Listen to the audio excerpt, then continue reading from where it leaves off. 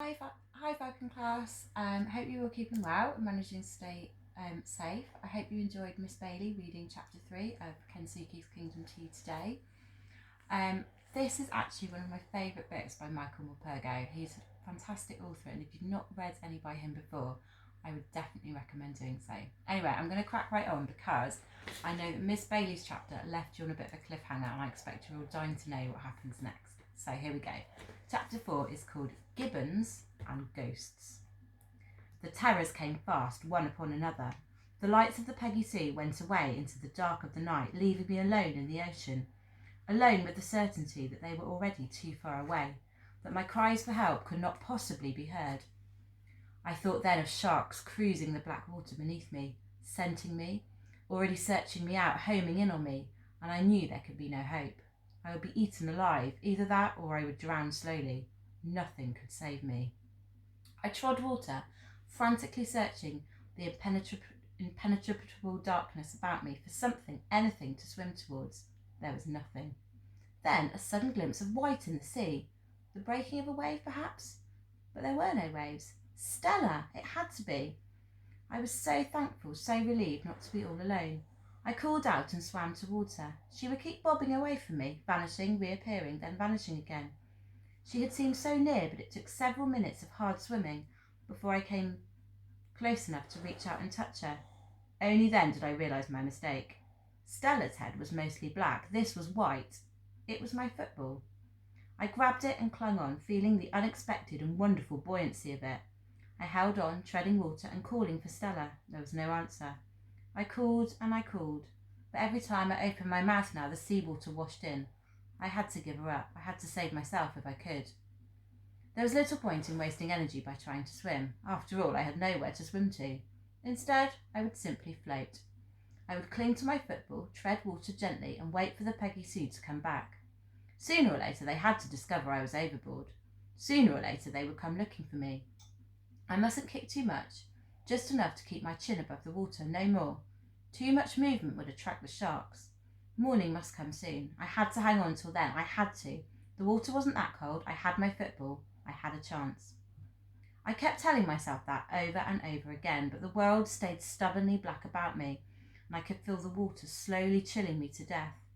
I tried singing to stop myself from shivering, to take my mind off the sharks. I sang every song I could remember, but after a while I'd forget the words.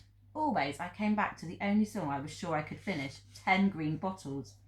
I sang it out loud again and again. It reassured me to hear the sound of my own voice. It made me feel less alone in the sea. And always I looked for the grey glint of dawn, but it would not come, and it would not come. Eventually I fell silent, my legs just would not kick any more. I clung to my football, my head drifting into sleep. I knew I wouldn't, but I couldn't help myself. My hands kept slipping off the ball. I was fast losing the last of my strength. I would go down, down to the bottom of the sea, and lie in my grave amongst the seaweed and the sailors' bones and the shipwreck. The strange thing was that I didn't really mind. I didn't care, not anymore. I floated away into sleep, into my dreams, and in my dreams I saw a boat gliding towards me, silent over the sea. The Peggy Sue, dear, dear Peggy Sue, they'd come back for me. I knew they would. Strong arms grabbed me. I was hauled upwards and out of the water. I lay there on the deck, gasping for air like a landed fish. Someone was bending over me, shaking me, talking to me. I could not understand a word that was being said, but it didn't matter.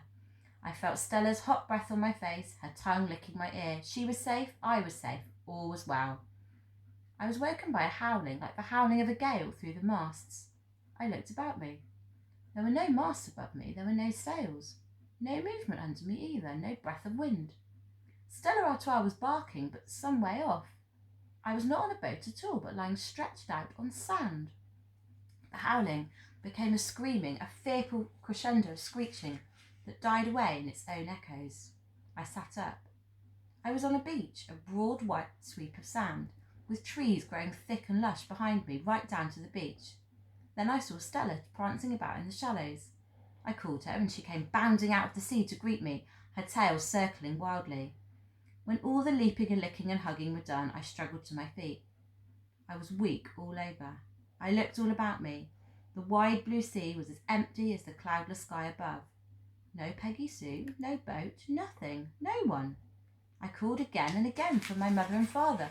I called until the tears came and I could call no more, until I knew there was no point. I stood there for some time trying to work out how I got there, how it was that I'd survived. I had such confused memories of being picked up, of being on board the Peggy Sue. But I knew now I couldn't have been. I must have dreamed it, dreamed the whole thing. I must have clung to my football and kept myself afloat until I was washed up. I thought of my football then, but it was nowhere to be seen. Stella, of course, was unconcerned about all the whys and wherefores. She kept bringing me sticks to throw and would go galloping after them into the sea without a care in the world. Then came the howling again from the trees, and the hackles went up on Stella's neck. She charged up the beach, barking and barking, until she was sure she'd silenced the last of the echoes. It was a musical, plaintive howling this time, not at all menacing. I thought I recognised it. I'd heard howling like it once before on a visit to London Zoo. Gibbons, funky gibbons, my father had called them. I still don't know why to this day, but I loved the sound of the word funky. Perhaps that was why I remembered where they were. It's only gibbons, I told Stella, just funky gibbons. They won't hurt us. But I couldn't be at all sure I was right. From where I now stood, I could see that the forest grew more sparsely up the side of a great hill some way inland, and it occurred to me then that if I could reach the bare rocky outcrop at the summit, I would be able to see further out to sea. Or perhaps there'd be some house or farm further inland, or maybe a road, and I could find someone to help. But if I left the beach and they came back looking for me, what then? I decided I would have to take that chance. I set off at a run, Stella Artois at my heels, and soon found myself in the cooling shade of the forest. I discovered a narrow track going uphill in the right direction, I thought, so I followed it, only slowing to a walk when the hill became too steep. The forest was alive with creatures. Birds cackled and screeched high above me, and always the howling wailed and wafted through the trees, but more distantly now. It wasn't the sounds of the forest that bothered me there, it was the eyes. I felt as if I was being watched by 1,000 inquisitive eyes. I think Stella did too, for she had been strangely quiet ever since we entered the forest, constantly glancing up at me for reassurance and comfort. I did my best to give it, but she could sense that I too was frightened. What had seemed at first to be a short hike now felt more like a great expedition into the interior. We emerged exhausted from the trees, clambered laboriously up a rocky scree, and stood at long last on the peak. The sun was blazing down. I had not really felt the burning heat of it until then. I scanned the horizon. If there was a sail somewhere out there in the haze, I could not see it. And then it came to me that even if I were to see a sail, what could I do? I couldn't light a fire. I had no matches. I knew about cavemen rubbing sticks together, but I had never tried it. I looked all round me now. Sea, sea, sea. Nothing but sea on all sides. I was on an island. I was alone. The island looked perhaps 2 or 3 miles in length, no more. It was shaped a bit like an elongated peanut, but longer at one end than the other. There was a long swath of brilliant white beach on both sides of the island, and at the far end another hill, the slope steeper and more thickly wooded, but not so high as mine. With the exception of those twin peaks, the entire island seemed to be covered with forest. So far as I could see, there was no sign of any human life. Even then, as I stood there that first morning, filled with apprehension at the terrifying implications of my dreadful situation, I remember thinking how wonderful it was. A green jewel of an island framed in white, the sea all about it a silken, shimmering blue. Strangely, perhaps comforted somehow, by the extraordinary beauty of the place, I was not at all downhearted. On the contrary, I felt strangely elated. I was alive. Stella Artois was alive. We had survived. I sat down in the shadow of a great rock.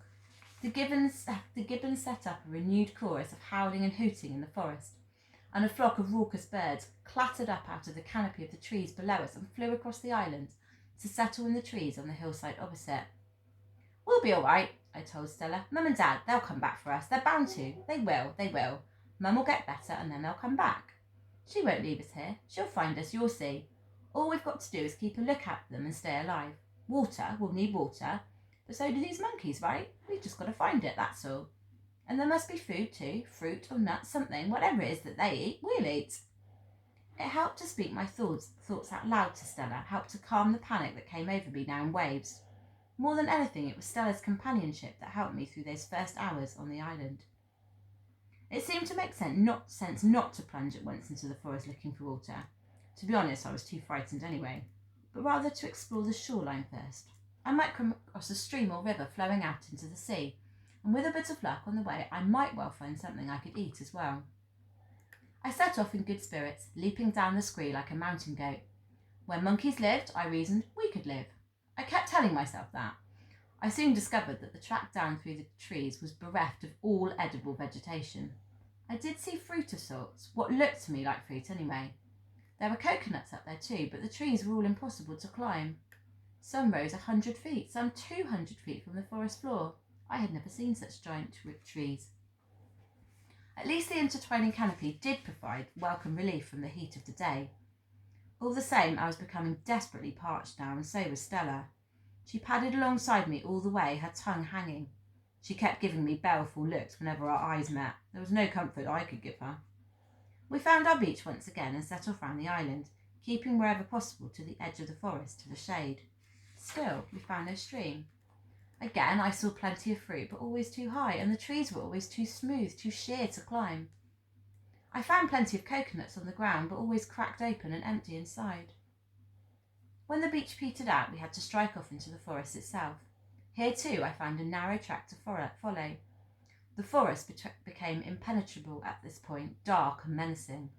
There was no howling anymore, but something infinitely more sinister. The shiver of leaves, the cracking of twigs, sudden, surreptitious rustlings, and they were near me, all around me. I was quite sure now that eyes were watching us. We were being followed. I hurried on, swallowing my fear as best I could. I thought of the gibbons I'd seen back in the zoo and tried to persuade myself how harmless they had looked.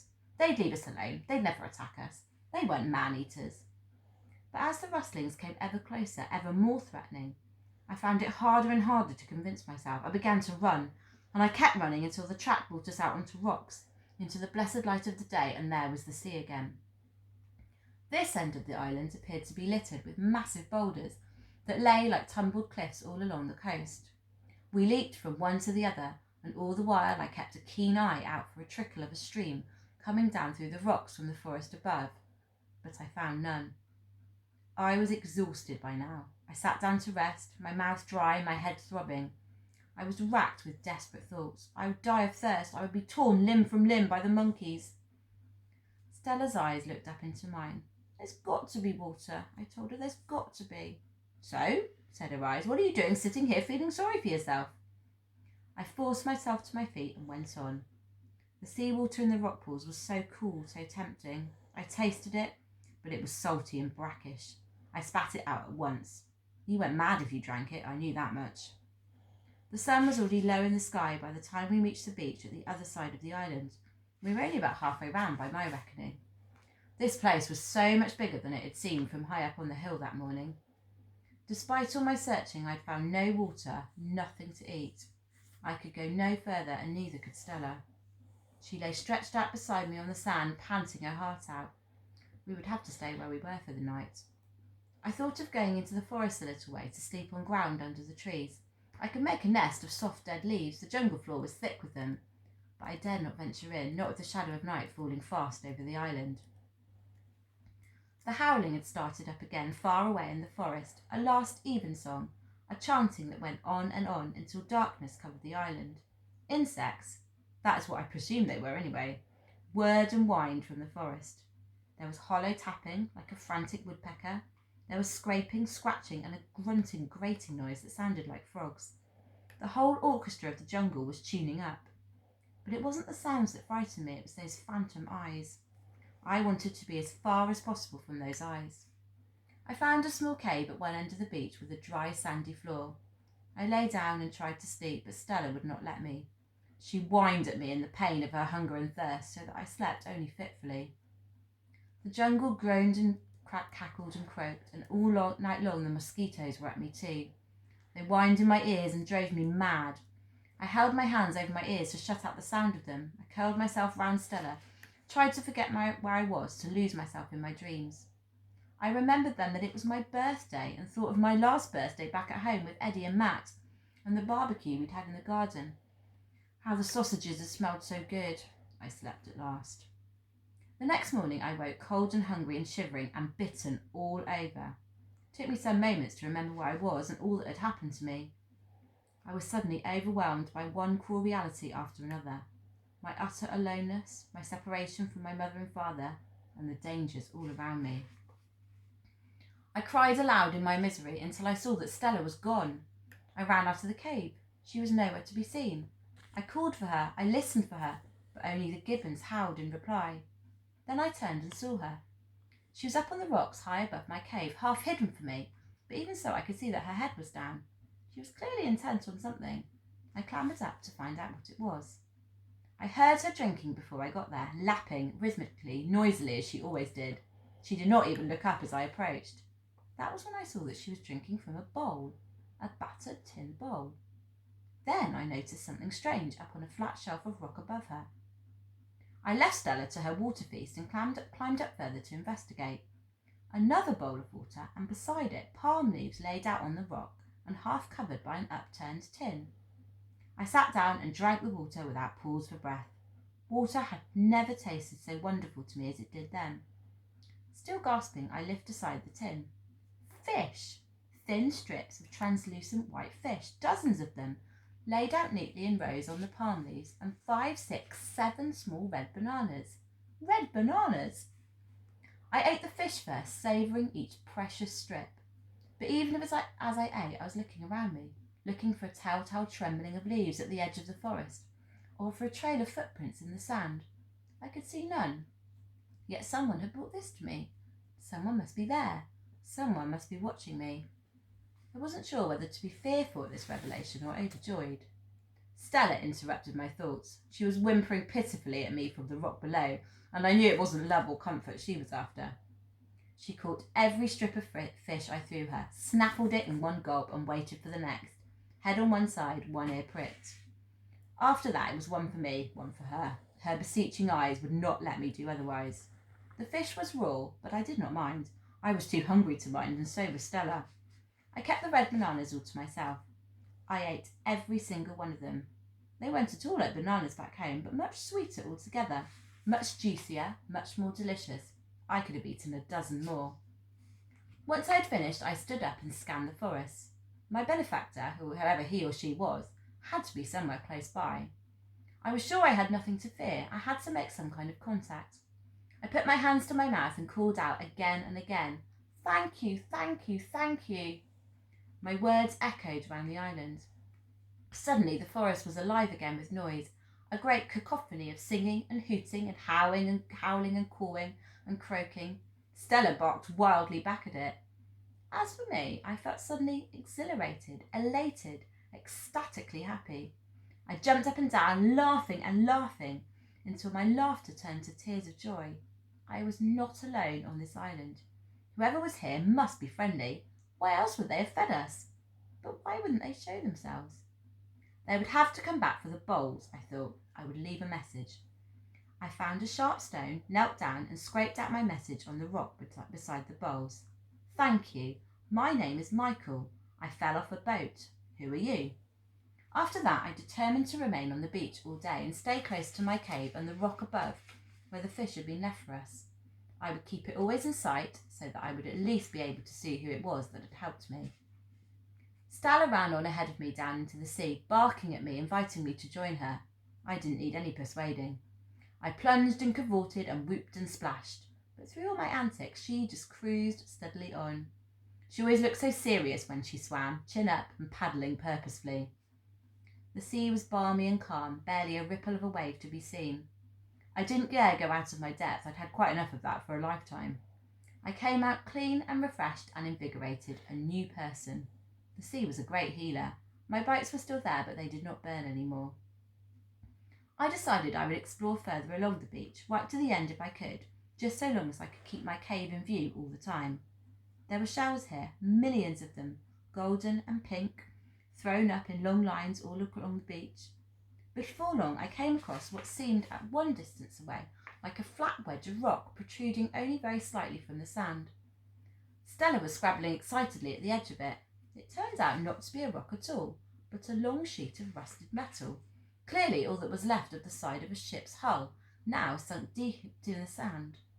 I wondered what ship it was, how long ago she had been wrecked. Had some terrible storm driven her onto the island? Had there been any survivors? Could any of them still be here? I knelt down in the sand and ran my hands along it.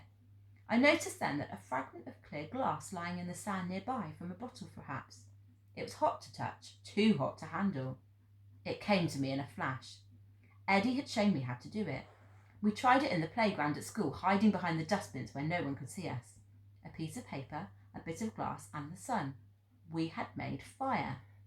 I didn't have any paper, but leaves would do. I ran up the beach and gathered whatever I could find from under the trees. Bits of cane, twigs, all sorts of leaves, paper thin, tinder dry. I made a small pile on the sand and sat down beside it. I held my piece of glass close to the leaves and angled it to the sun. I had to keep it still, quite still, and wait for the first wisp of smoke. If only I could get a fire lit, if only I could keep it alight, then I could sleep by it at night. It would keep the flies away and the animals away too, and sooner or later a ship had to come by. Someone would spot the smoke. I sat and I sat. Stella came over to bother me. She wanted to play, but I pushed her away. In the end, she went off and sulked, stretching out with a sigh under the shade of the palm trees. The sun was roasting hot, but still nothing happened. My arm was beginning to ache, so I arranged a frame of twigs above the leaves, laid the grass across it, and crouched by it and waited. Still nothing. All of a sudden, Stella sprang up from her sleep, a deep growl in her throat. She turned and ran down towards me, wheeling round to bark her fury at the forest. Then I saw what it was that had disturbed her. A shadow under the trees moved and came lumbering out into the sunlight towards us. A monkey, a giant monkey, not a gibbon at all. It moved slowly on all fours and was brown, ginger brown. An orangutan, I was sure of it. He sat down just a few feet from me and considered me. I dared not move. When he'd seen enough, he scratched his neck casually, turned, and made his way on all fours slowly back into the forest. Stella went on growling long after he had gone. So there were orangutans here as well as gibbons. Or perhaps it was orangutans that made the howling noise and not gibbons at all. Maybe I'd been wrong all along. I'd seen a Clint Eastwood film once with an orangutan. That one I remembered had been friendly enough. I just hoped this one would be the same. Then I saw smoke. I smelled smoke. There was a glow in amongst my pile of leaves. I crouched down at once and blew on it gently. The glow became flames. I put on a few more leaves, then a dry twig or two, then some bigger ones. I had a fire. I had a fire. I dashed into the forest and collected all the debris, all the dried up coconut shells, all the wood I could find. Back and forth I went until my fire was roaring and crackling like an inferno. Sparks were flying high into the air. Smoke was rising into the trees behind me. I knew I could not rest now, that the fire would need still more wood, bigger wood, branches even. I would have to fetch and carry until I was quite certain I had enough to keep it going and enough in reserve. Stella, I noticed, would not come with me into the forest, but stayed waiting for me by the fire. I knew well enough why. I kept a wary eye out for the orangutan myself, but I was too intent on my fire now to worry much about him. My pile of wood was huge by now, but all the same I went back into the forest one last time, just in case the fire burned itself out quicker than I had expected. I had to go deeper into the forest, so it took a while. I was coming out of the trees, loaded with wood up to my chin, when I realised there was much less smoke coming from the fire than there had been before, and no flames at all. Then, through the smoke, I saw him, the orangutan. He was crouching down and scooping sand onto my fire. He stood up and came towards me, now out of the smoke. He was not an orangutan at all. He was a man. And that's the end of chapter 4. I hope you've enjoyed that, and watch out for Miss Bailey reading chapter 5 for you tomorrow. Bye bye.